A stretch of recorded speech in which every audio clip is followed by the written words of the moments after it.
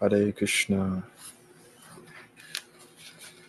Okay, today we'll continue on in chapter 1 of the Vedic Paradigm, edited by His Holiness Dharma Goswami, from the teachings of His Divine Grace A.C. Bhaktivedanta Swami Prabhupada, Srila Prabhupada Ki Jai. This is a book that was edited in a kind of like a textbook educational course fashion, and we're continuing from chapter 1 entitled The Guru, and we will be finishing up this chapter today. Okay. Page 11. The conclusion is that only when we talk about devotional service to the Supreme Personality of Godhead can we refrain from useless, nonsensical talk. We should always endeavor to use our speaking power solely for the purpose of realizing Krishna consciousness. As for the agitations of the flickering mind, they are divided into two divisions. The first is called avirodha priti, or unrestricted attachment, and the other is called virodha yukta krodha, anger arising from frustration. Adherence to the philosophy of the Mayavadis, belief in the fruitive results of the Karmavadis, and belief in the plans based on materialistic desires are called avirodha priti. Jnanis, karmis, and materialistic plan makers generally attract the attention of conditioned souls. But when the materialists cannot fulfill their plans and when their desires are frustrated, they become angry. Frustration of material desires produces anger. Similarly, the demands of the body can be divided into three categories: the demands of the tongue, the belly, and the genitals. One may observe that these three senses are physically situated in a straight line, as far as the body is concerned, and that the bodily demands begin with the tongue. If one can restrain the demands of the tongue by limiting its activities to the eating of prasad, the urges of the belly and the genitals can automatically be controlled. In this connection, Srila Bhaktivinoda Thakur says, Sharira avijaja dravendra hitaki kajiva vishaya sagareta midya javati obamosa dharmati take jeta katina samsare Krishna badadoyamor kodabada jivajaya swaprasada dilavai se anamita cow Radha Krishna Gunagal Primitic Pochitani Nitai. O Lord, this material body is a lump of ignorance, and the senses are a network of paths leading to death. Somehow or other we have fallen into this ocean of material sense enjoyment, and of all the senses the tongue is the most voracious and uncontrollable. It is very difficult to conquer the tongue in this world. But you, dear Krishna, are very kind to us. You have sent this nice prasad to help us conquer the tongue. Therefore let us take this prasad to our full satisfaction and glorify your Lordship, Sri Sri Radha and Krishna, and in love call for the help of Lord Chaitanya and Prabhu Nityananda. There are 6 kinds of rasas, tastes, and if one is agitated by any one of them, he becomes controlled by the urges of the tongue. Some persons are attracted to the eating of meat, fish, crab, eggs, and other things produced by semina and blood and eaten in the form of dead bodies. Others are attracted by eating vegetables, creepers, spinach, or milk products, but all for the satisfaction of the tongue's demands. Such eating for sense gratification, including the use of extra quantities of spices like chili and tamarind, is to be given up by Krishna-conscious persons. The use of pan, haritaki, betel nuts, various spices used in pan making, tobacco, LSD, marijuana, opium, liquor, coffee, and tea is indulged to fulfill illicit demands. If we can practice accepting only remnants of food offered to Krishna, it is possible to get free from Maya's victimization. Vegetables, grains, fruits, milk products, and water are proper foods to offer to the Lord, as Lord Krishna himself prescribes. However, if one accepts prasad only because of its palatable taste and thus eats too much, he also falls prey to trying to satisfy the demands of the tongue. Sri Chaitanya Mahaprabhu taught us to avoid very palatable dishes even while eating prasad. If we offer palatable dishes to the deity with the intention of eating such nice food, we are involved in trying to satisfy the demands of the tongue. If we accept the invitation of a rich man with the idea of receiving palatable food, we are also trying to satisfy the demands of the tongue.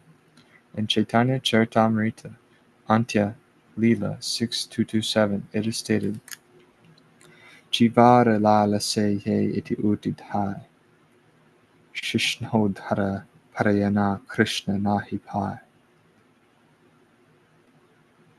That person who runs here and there seeking to gratify his palate, and who is always attached to the desires of his stomach and genitals, is unable to attain Krishna.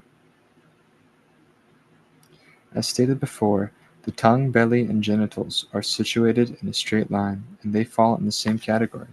Lord Chaitanya has said, Pala na kaibe arabale na parebe. Quote, do not dress luxuriously, and do not eat delicious foodstuffs.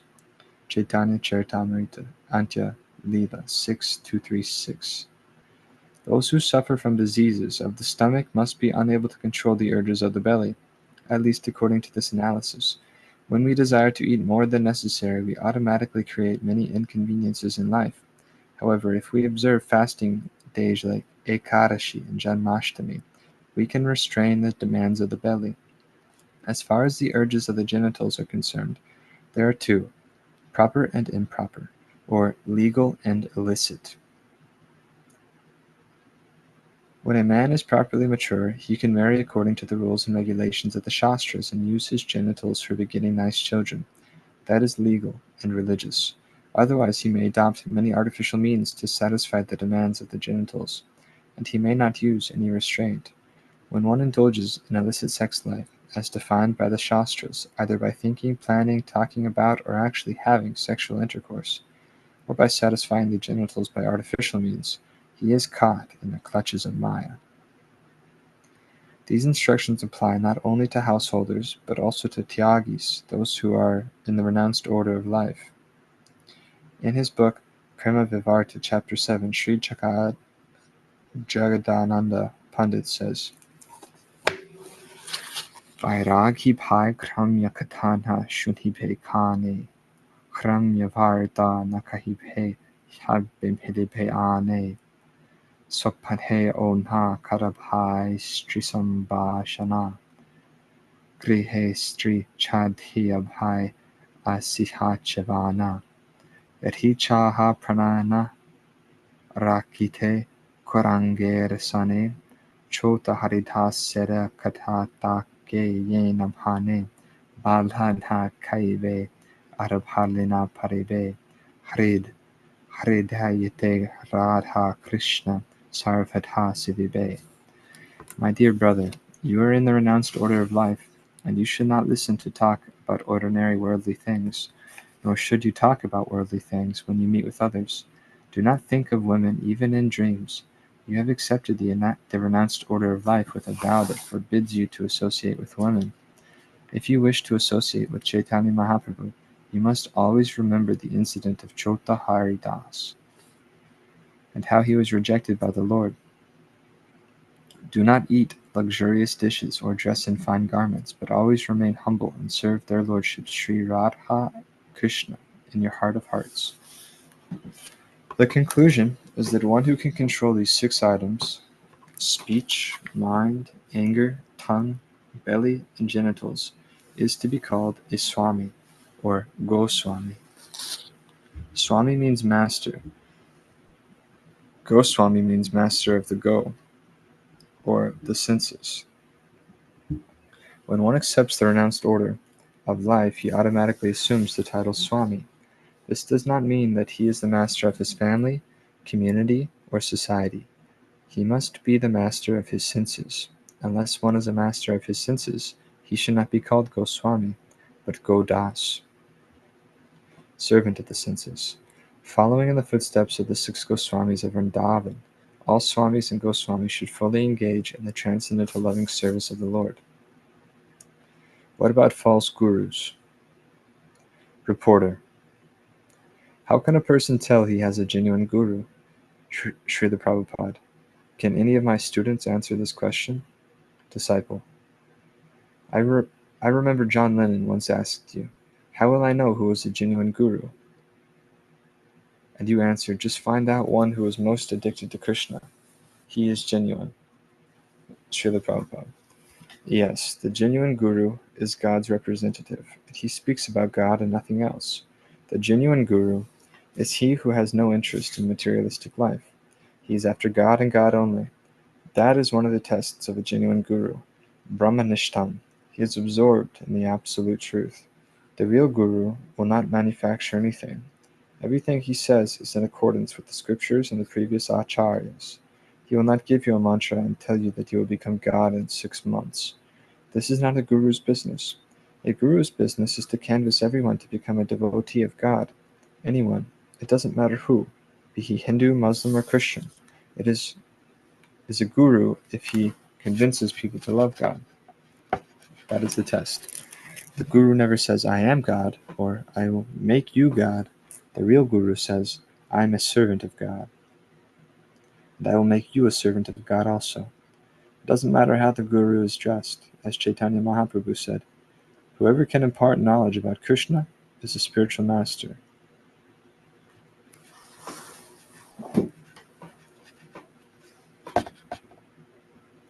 Reporter.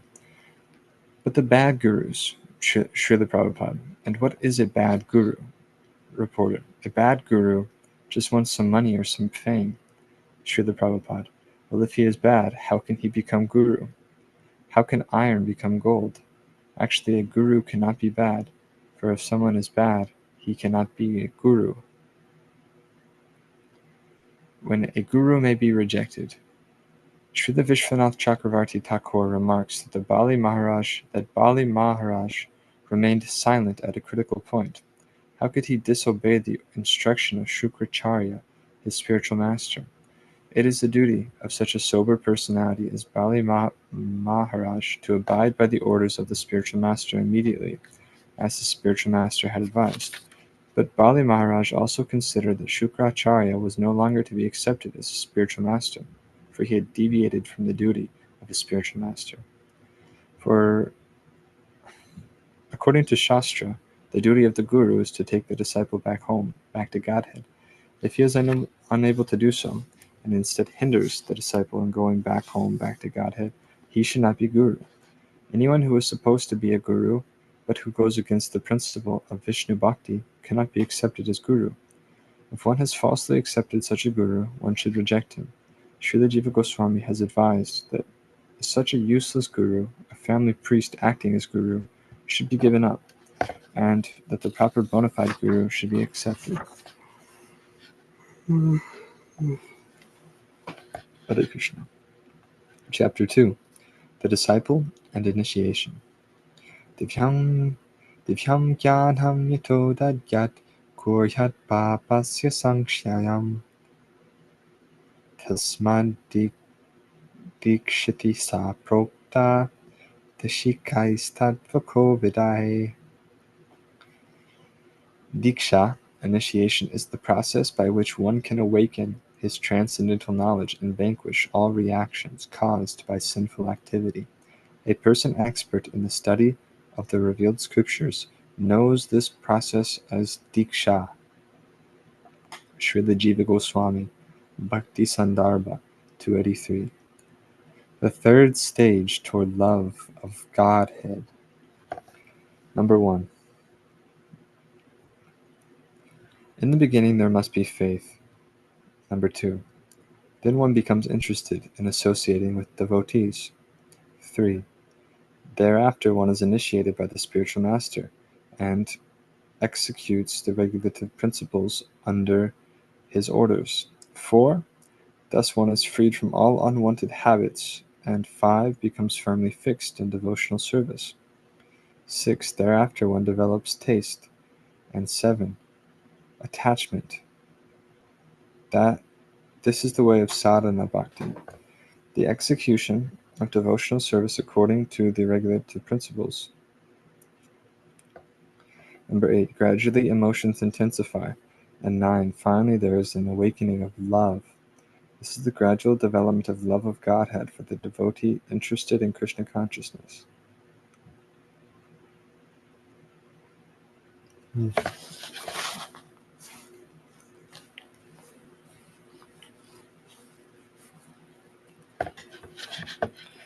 Rudderless ships.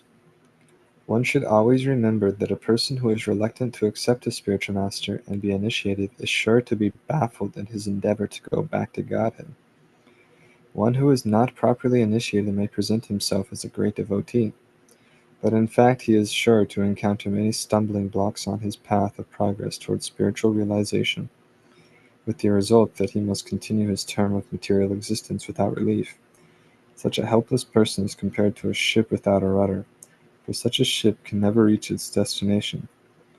It is imperative, therefore, that one accept a spiritual master if he at all desires to gain the favor of the Lord. The service of the spiritual master is essential. If there is no chance to serve the spiritual master directly, a devotee should serve him by remembering his instructions. There is no difference between the spiritual master's instructions and the spiritual master himself. In his absence, therefore, his words of direction should be the pride of the disciple. If one thinks that he is above consulting anyone else, including the spiritual master, he is at once an offender at the lotus feet of the Lord. Such an offender, Hare Krishna.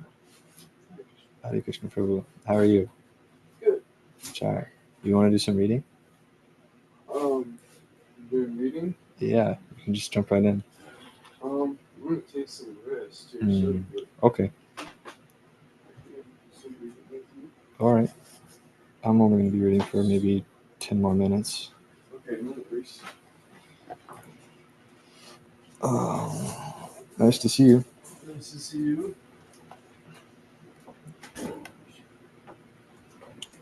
If one thinks that he is above consulting anyone else, including a spiritual master, he is at once an offender at the lotus feet of the Lord. Such an offender can never go back to Godhead. It is imperative that a serious person accept a bona fide spiritual master in terms of the Shastric injunctions. Sri Jiva Goswami advises that one not accept a spiritual master in terms of hereditary or customary social and ecclesiastical conventions. One should simply try to find a genuinely qualified spiritual master for actual advancement in spiritual understanding. Qualifications of a disciple. Similarly, a disciple's qualification must be observed by the spiritual master before he is accepted as a disciple. In our Krishna consciousness movement, the requirement is that one must be prepared to give up the 4 pillars of sinful life: illicit sex, meat eating, intoxication, and gambling. In Western countries especially, we first observe whether a potential disciple is prepared to follow the regulative principles. Then he is given the name of a Vaishnav servant and initiated to chant the Hare Krishna Maha Mantra at least 16 rounds daily. In this way, the disciple renders devotional service under the guidance of the spiritual master or his representative for at least 6 months to a year. He is then recommended for a second initiation, during which a sacred thread is offered and the disciple is accepted as a bona fide Brahmana. Srila Bhaktisiddhanta Saraswati Thakur introduced the system of giving the sacred thread to a bona fide Vaishnava, and we are also following in his footsteps. The qualifications of a bona fide disciple are described in Srimad Bhagavatam 11.10.6 as follows. Amhanyamatso daksho nirmamo duredha swarbaha asatvarho rtha jigyasur amhamsuyor amho ghavak. The disciple must have the following qualifications. He must give up interest in the material bodily conception. He must give up lust, greed, anger, illusion, madness, and envy. He should be interested only in understanding the science of God and should be ready to consider all points in this matter. He should no longer think, quote, I am this body, or this thing belongs to me, end quote. One must love the spiritual master with unflinching faith, be steady and be fixed. The bona fide disciple should be inquisitive to understand transcendental subject matter. He must not search out faults among good qualities, and he should no longer be interested in material topics. His only interest should be Krishna, the Supreme Personality of Godhead. Mutual testing. As far as the mutual testing of the spiritual master and disciple is concerned, Srila Bhaktisiddhanta Saraswati Thakur explains that a bona fide disciple must be very inquisitive to understand the transcendental subject matter, as stated in Srimad Bhagavatam 11.3.21, Tasmad Gurhum Prapadyeta Jitkasu Shreya Uttamam. One who is inquisitive to understand the highest goal and benefit of life must approach a bona fide spiritual master and surrender unto him.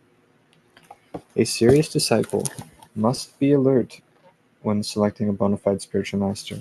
He must be sure that the spiritual master can deliver all the transcendental necessities. The spiritual master must observe how inquisitive the disciple is and how eager he is to understand the transcendental subject matter. The spiritual master should study the disciple's inquisitiveness for no less than 6 months or a year. The spiritual master should not be very anxious to accept a disciple because of his material opulences. Sometimes a big businessman, or those who are materially interested, are called Vishayis, karmis, which indicates that they are very fond of sense gratification. Such Vishayis sometimes approach a famous guru and ask to become a disciple just as a matter of fashion. Sometimes Vishayis pose as disciples of reputed spiritual master, just to cover their activities and advertise themselves as advanced in spiritual knowledge. In other words, they want to attain material success. A spiritual master must be very careful in this regard. Such business is going on all over the world. A spiritual master does not accept a materially opulent disciple just to advertise the fact that he has such a big disciple. He knows that by associating with such Vishayi disciples, he may fall down. One who accepts a Vishayi disciple is not a bona fide spiritual master. Even if he is, his position may be damaged due to association with an unscrupulous Vishayi. If a so-called spiritual master accepts a disciple for his personal benefit, or for material gain, the relationship between the spiritual master and the disciple turns into a material affair, and the spiritual master becomes like a smarta guru. There are many caste Goswamis who professionally create some disciples who do not care for them, or for their instruction. Such spiritual masters are satisfied simply to get some material benefit from their disciples. Such a relationship is condemned by Srila Bhaktisiddhanta Saraswati Thakur, who calls such spiritual masters and disciples a society of cheaters and cheated. They are also called Paulas and Prakrita Sahajias. Their aim is to make the connection between the spiritual master and the disciple into a very cheap thing. They are not serious in wanting to understand spiritual life. One must be able to pass the test of the spiritual master, and when he sees the genuine desire of the disciple, he automatically blesses the disciple with genuine spiritual understanding. In this verse, both blind following and absurd inquiries are condemned. Not only should one hear submissively from the spiritual master, but one must also get a clear understanding from him, in submission and service and inquiries. A bona fide spiritual master is by nature very kind toward the disciple. Therefore, when the student is submissive and is always ready to render service, the reciprocation of knowledge and inquiries becomes perfect.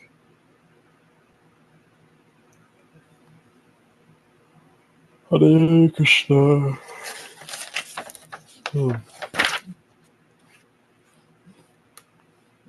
We'll go ahead and stop there.